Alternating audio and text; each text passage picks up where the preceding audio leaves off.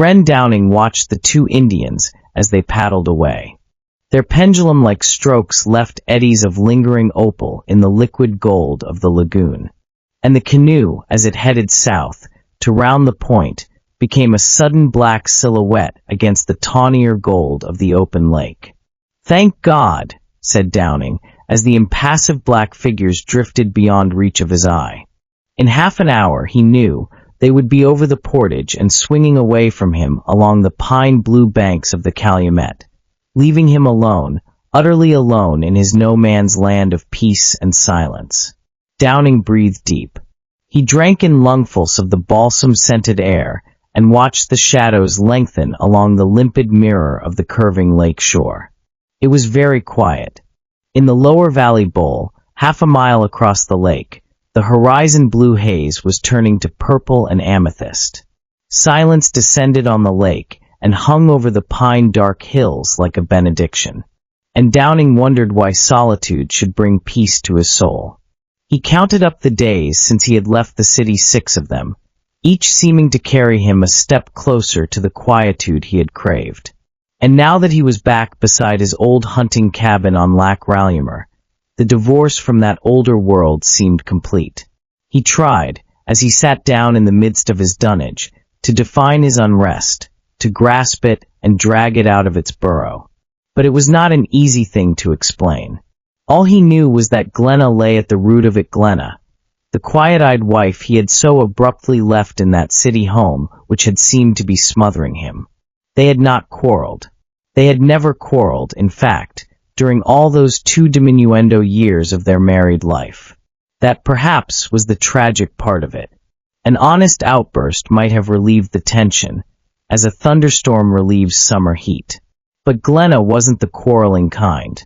She wanted intensely to be a good wife to him. And there again, Downing felt, lay another part of the trouble. She had been a good wife to him, altogether too good. There had been no threats and no hazards in the thing.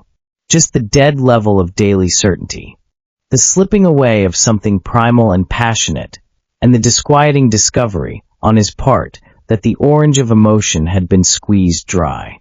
That was the situation in a nutshell. He was no longer enchanted.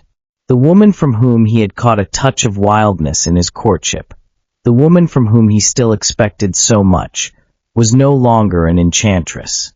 She was merely a good wife, a sober-eyed companion slightly bewildered by his demand for the perpetuation of ecstasy, slightly disturbed by the more pallid tones in the tapestry of her contentment.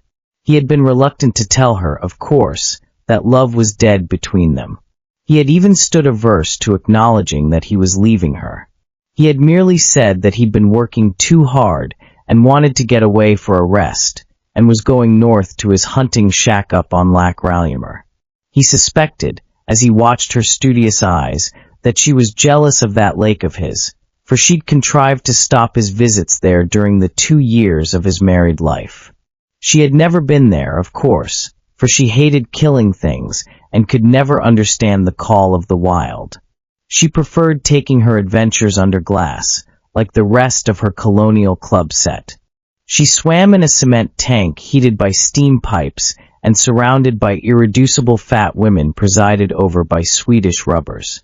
She'd laugh at him if she could see him meekly making up his own wall bunk and building a fire in a sheet iron stove and frying bacon in a skillet. She wouldn't understand a man's passion to get away from the machinery that made life so easy for the modern women and so encumbered for the modern man. His ache to escape all the piffling little conventions that could strangle a lover's spirit as ivy slowly strangles an oak.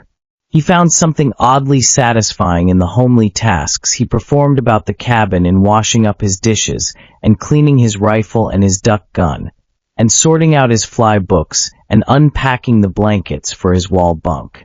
And when his fire sank low, he knocked out his pipe and yawned contentedly, announcing to himself that it was time to turn in.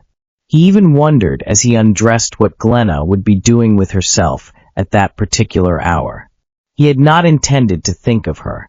But one's thoughts, he remembered as he stretched out on the solacingly hard bunk, aren't always under one's control. He found it hard, in fact, to keep his memory from that last scene with her, when she had been so much less surprised than he had expected at the news of his intended excursion. But she'd been disturbed, for all her pretense of calmness. "Does that mean that you're leaving me?" she had said, as her barricaded amber eyes studied his face. "A man naturally can't be both here and in the North Woods at once," he had evaded. "But are you leaving me?" she had insisted, with a white hand pressed against her breast. "Don't be theatrical," he had cried back at her, almost angrily, wondering why he hadn't the courage to say what he wanted to say. Men still occasionally go up to their shooting cabins, you know. Her silence had been even harder to endure than her questions. "I understand," she had finally said. And there the whole curse thing had been permitted to rest. But she didn't understand. She couldn't have understood, any more than he could have explained it all to her. He had half expected to hear her cry out, "This means, of course, that you no longer love me." But she had saved him from that ignominy, to confront him with the still larger ignominy of their cowardice, their common cowardice.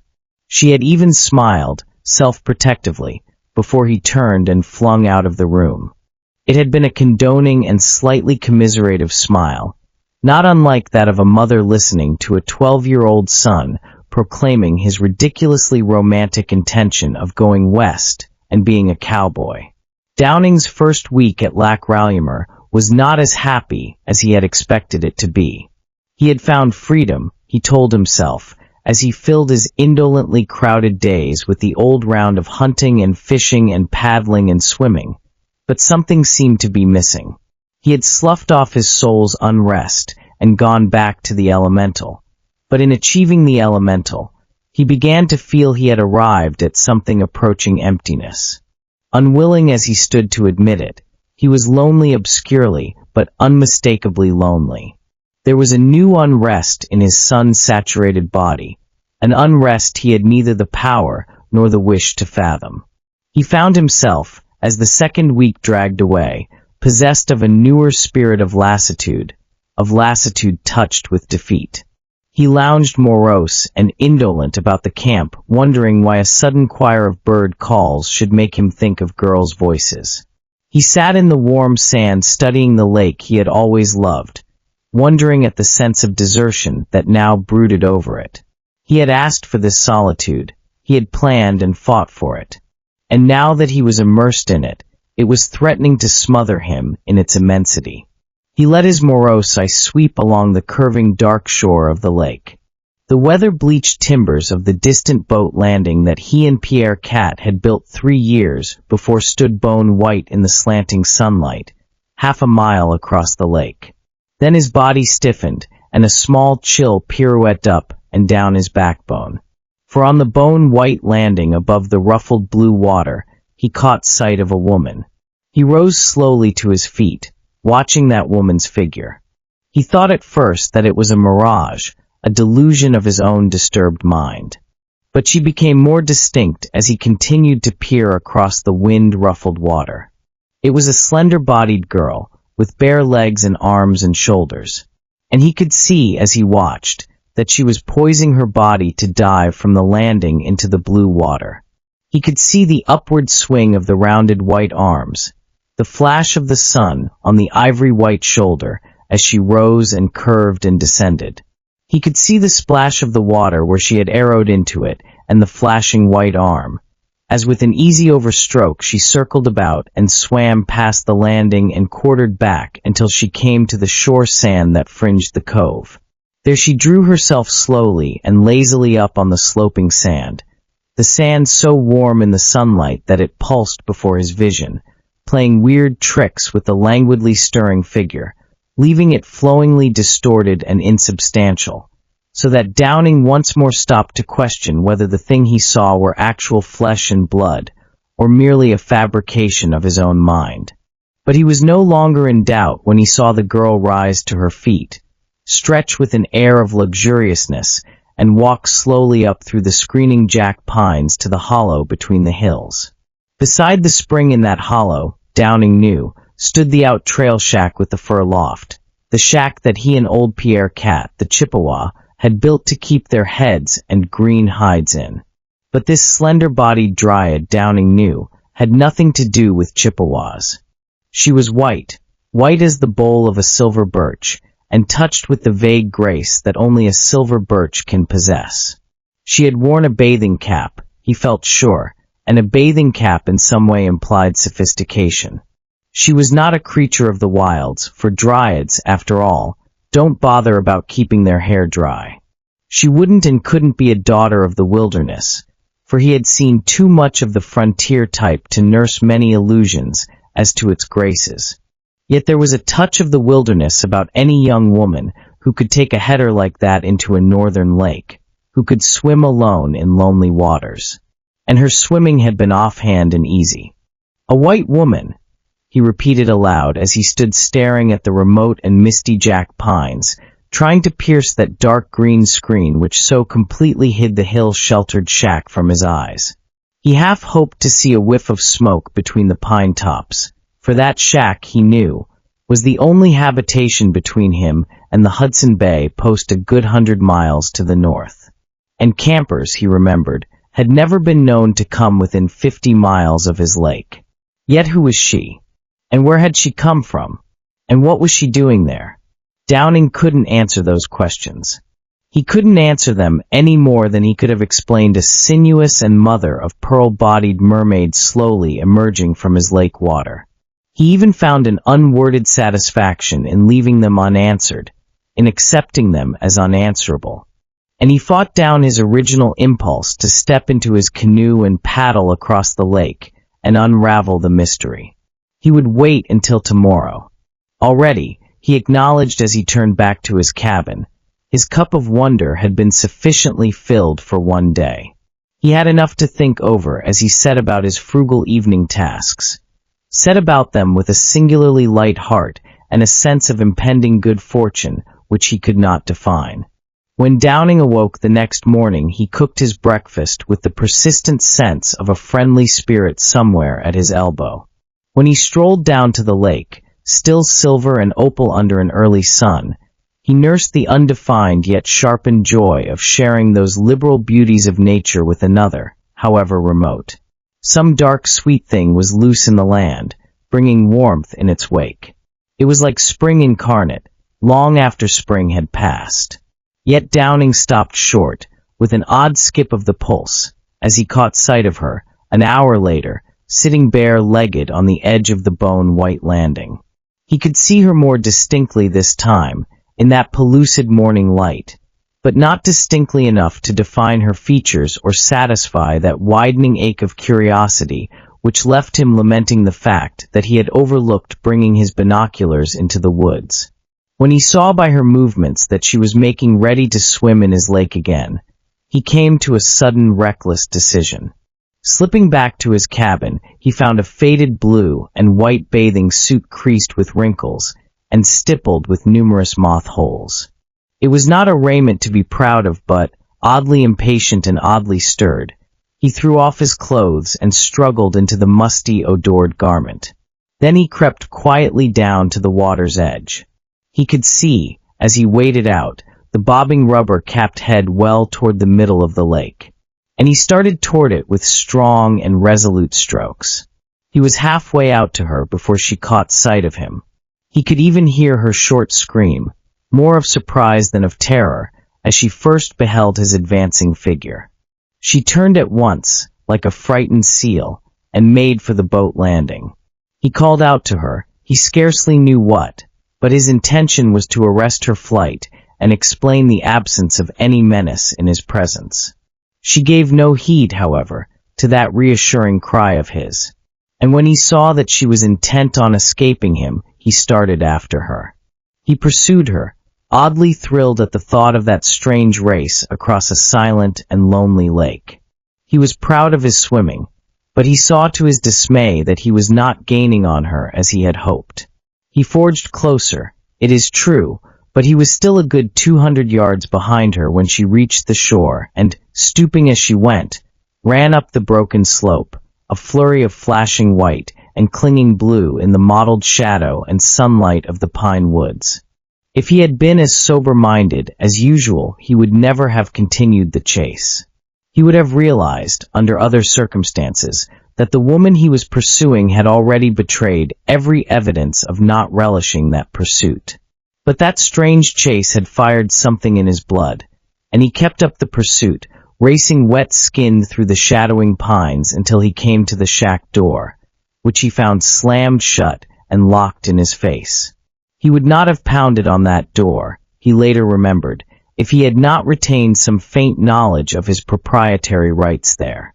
Yet it startled him a little to see the muzzle of a shotgun thrust close to his shoulder through the oiled buckskin covering the window.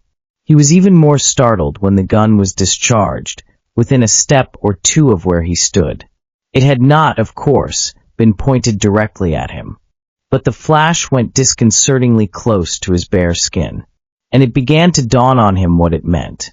A barred door and a discharged firearm could not be construed as an invitation to enter. His face was grim as he turned and strode back to his lake, where he noticed for the first time the canoe drawn up at the water's edge. It was, after all, his lake, and the matter couldn't rest there, he maintained, as he swam meditatively back to his home shore. You couldn't mystify a man that way and count on his forgetting it overnight. Downing, in fact, thought a great deal about the unknown woman who had so pointedly evaded him and so precipitately withdrawn from his advances. He thought about her all the next day as he fished for black bass. And when he saw her once more bathing at the boat landing, he turned his canoe about and paddled slowly toward her shore. But she vanished again at his approach. That both piqued and disappointed him. Yet as an assurance of his impersonal good, he picked out the two biggest bass from amongst his catch and carried them meekly up to her doorstep, where he deposited them as a peace offering. The next morning when he awakened, he found a small oblong of birch bark weighted down by a stone on the split pine wash stool outside his door. Neatly printed on it in berry juice were the words, "You have been kind, and I'm counting on your kindness." An odd needling of nerve ends went through his body as he read that slightly enigmatic message. It seemed to contain a promise, even though he could not decipher how or why. It brought the unknown strangely nearer to him, and the thought of that white-armed figure groping about his cabin while he slept filled the emptiness of life with premonitions of drama. When he shot a deer the next day, far back in the hills, he carried home the carcass, troubled by the thought that he was breaking the game laws. In that no man's land, he remembered, there were no game laws to break. He stood where the arm of the law no longer reached, where every man was a law unto himself, where the pioneer, when hungry, found food as best he could. But he carefully dressed the saddle of venison and wrapped it neatly in the whitest of birch bark. Then he stepped into his canoe and paddled across Lac Rallimer, luminous with the refracted coloring of the northern afterglow. His pulse quicked when he caught sight of the unknown woman, gray-clad between the dusky pines, ghost-like in the ghostly gloaming. But when he reached the shack beside the spring, he found it empty. He could see a fire, a homely and companionable fire, burning in the Russian iron stove with a kettle steaming on its rusty top. He could see camp equipment and a camp cot piled high with 4-point blankets, serviceable-looking aluminum dishes, a folding mirror, and a jar of face cream on a split log windowsill, unmistakably feminine clothing hanging from the pegs in the wall logs. And he felt, for reasons he could not define, like the violator of a sanctuary. He stopped only long enough to lift a piece of charcoal from the hearth.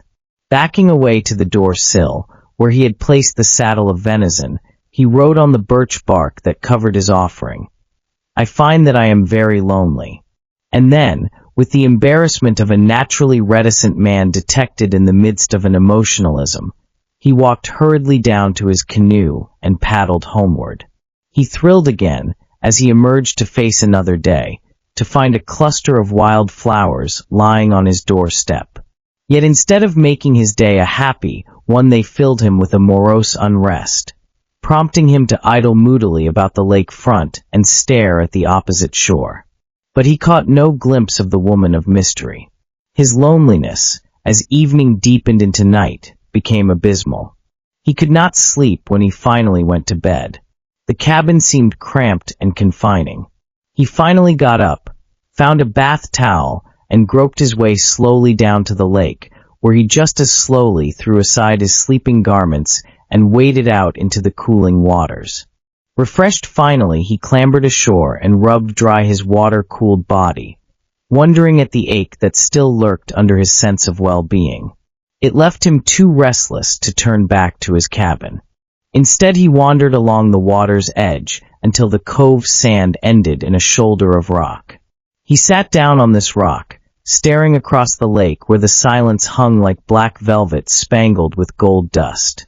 Yet a moment later the silence was broken by a faint rhythm of sound that made Downing lean forward in the gloom, every nerve on edge. It grew more defined as he listened, that sound out of the universal blackness. He knew, as it stopped, went on again, stopped, that it was made by a canoe paddle creeping closer and closer to his shore. And again that uncontrollable small chill and fever of stirred emotion eddied through him. He even stopped breathing for a moment as he heard the grate and rub of the canoe keel on the ribbed shore sand. Out of the engulfing darkness he could catch other faint sounds, sounds implying that his mysterious visitor was stepping ashore and dragging her craft up on the sand after her. And he knew, as he peered through the opaque warm air, that she was quietly and cautiously approaching his cabin. He stopped short, remembering of a sudden how fleeting and delicate-footed had been her earlier visits. She might, after all, be merely leaving a clump of flowers on his doorstep. It was too late for gestures and hesitations, he grimly resolved, as he moved toward the beached canoe. It was too late, he repeated, as he stopped beside the shadowy thwart and laid hands on the pointed prow, pushing the craft quietly back into the water until it was once more afloat. Then, with a deeper breath, he thrust it out into the open lake, where a faint breeze caught it. He had no clear-cut knowledge of what the next step was going to be. He could afford to move slowly. The stage, he knew, was narrowed down to that little clearing of his between the water and the wilderness. They seemed wordlessly alone, he and that unknown woman, in a world of their own, as utterly alone as if they stood, the last 2 points of life, on a lost planet drifting down the frontiers of infinity. It was the woman, he found as he stood there, who was still the more active factor in the situation. For he could see her ghostly figure once more groping its way to where she imagined her canoe to be waiting. He shrank back in the gloom as she came closer. He could see her as she came to a stop, close to the water's edge, as she moved a little to the east and then to the west, as she stooped and felt with her hand for the print of her canoe keel in the shore sand. He could hear her involuntary small cry of dismay when she found the canoe was most unmistakably gone.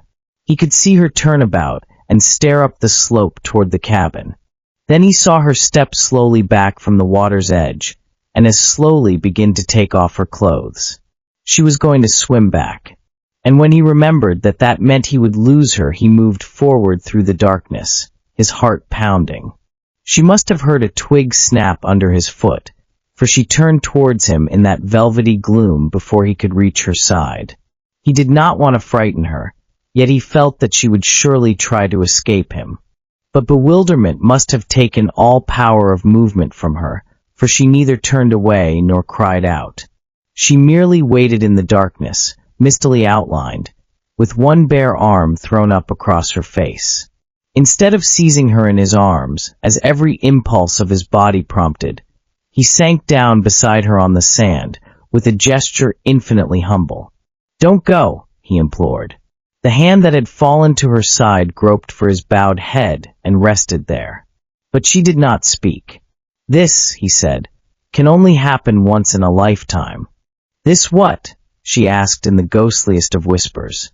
"Love like this," he asserted in a steadier voice as he rose to his feet. "Is it love?" she asked, the whispered words so low that he scarcely caught them. "It's love as I've never known it before," he huskily proclaimed. And as we may never know it again. She had turned her face away from him. Never, she whispered in the darkness. And the pathos in her cry served to steady him again. Oh, I've always loved you, he heard his own lips averring. I've loved you without knowing it. I've been waiting for this to bring us together. Do you love me that way, Loren? He heard her spoken words, but they failed to reach any inner chord of consciousness. For he knew now beyond all shadow of doubt that the woman he held in his arms was his own wife. It was Glenna who had once lost the power to awaken him out of his apathy. Do you love me that way, Loren? She repeated, her voice still dreamy with its capitulating weakness, her arms still clinging to him. Downing laughed a little as he drew away from her in the darkness. That laugh was not so much one of bitterness as of enlightenment, not so much one of hardness as of humility. And the odor of her hair, so close to him, made him dizzy again. Yes, I love you that way, he proclaimed as he caught her up in his arms. Don't be rough, dearest, she whispered as he swept her off her feet. Oh, don't be rough, she repeated as he carried her towards the cabin wrapped in darkness. And there was something more than triumph in her smile as she realized that he had neither heard nor heeded the words she had spoken. The end.